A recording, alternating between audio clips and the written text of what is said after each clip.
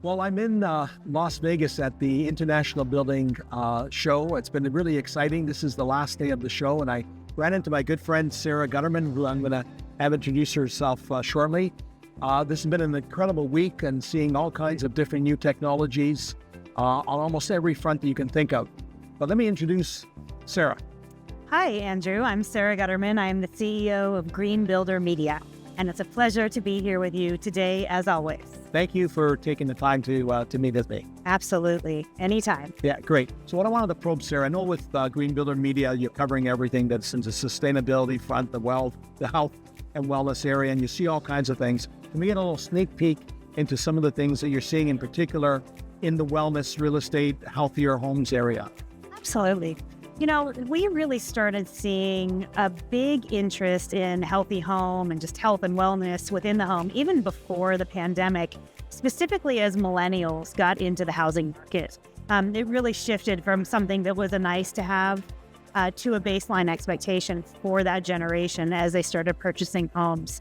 Our data corroborated that through our Cognition Smart Data platform. And then, of course, with the pandemic, that brought the topic of healthy home to the forefront of our national and North American and even international dialogue.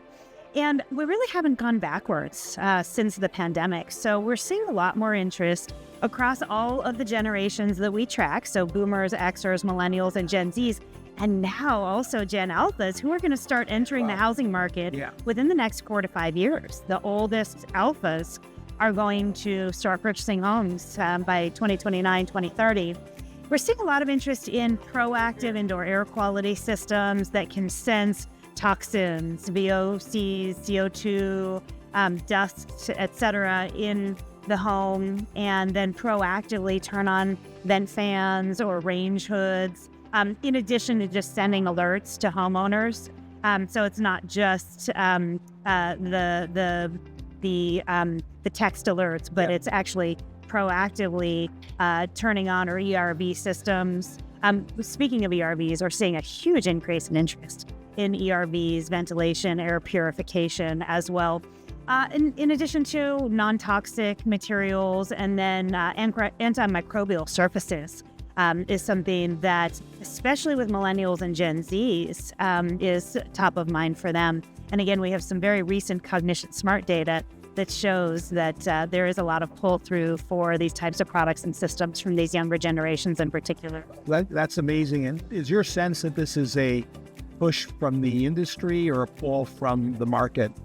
It's always a little bit of both. I would say that the pull from the market always kind of precipitates and stimulates the push from the industry. But what I would also say is that the manufacturers themselves, I think, are doing a nice job of coming up with healthy home solutions in response to that consumer demand, and builders are responding accordingly. I think we've seen a whole spectrum of builders that used to build themselves as high-performance builders, certainly again during the pandemic and since the pandemic, now are billing themselves as healthy home builders, with performance being a key tenet of healthy home. But a healthy home strategy enables them to expand their approach to having that kind of dual high performance and healthy home. Yeah, and I feel the same. I've been at this now 8 years, but I've gone on my journey towards understanding and building and designing healthier homes. And common brands, when I looked at their VOC levels that they had, I rejected them. There's no way we could use them. And I'm now finding that many of brands that you would recognize are in that magic below 50 grams per liter of VOC's content with any of their wet products. Indeed. Yeah, we're seeing a lot of expansion of those low to no VOC product lines, and not just in the traditional categories like paint and stains, but pulling through into flooring and other surfaces and furniture. So certainly there's a lot more available for builders and home buyers to select from, with a lot of innovation in again, the healthy home arena. That's great. And you think you'll start seeing, or are you seeing some of the larger builders adopting these products and promoting it? Indeed. And I think it's because they are really seeing that having that healthy home message and an authentic approach to healthy home is not just a value add to their buyers, but again, in certain markets and within certain audience segments, it's really become a baseline expectation. In fact, we have some Cognition Smart data that shows that about 90% of our early adopter and first mover consumer audience say that healthy home has actually now become as or even more important than location when buying homes. And that is totally different, as you know, from how consumers used to respond to that question. It always used to be location, location, location. But now there are these other factors that are really entering consumers' minds as they are looking at that full value of homeownership, which very much does include health and wellness and comfort. Well, that's really encouraging. And thank you for all the work that you're doing in educating the market and the industry.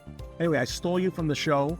I want to thank you again and really appreciate it. Well, it's always a pleasure, Andrew. And thank you for your leadership as well. I know that you're really measuring and testing and going very deep vertical into the concept of healthy homes. So I would say that you're as much of an expert as anyone else in the industry, and we're all learning from your endeavors. So thank you. Very kind. Thanks.